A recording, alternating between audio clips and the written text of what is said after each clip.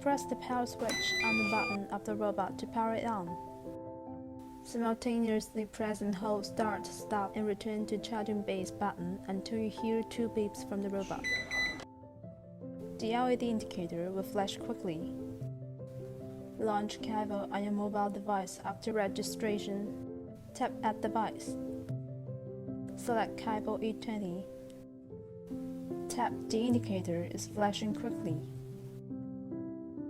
Tap Network Name. It will skip to your settings.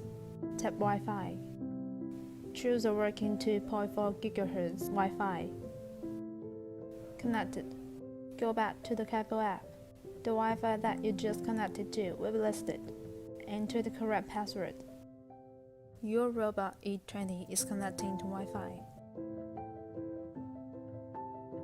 Connected.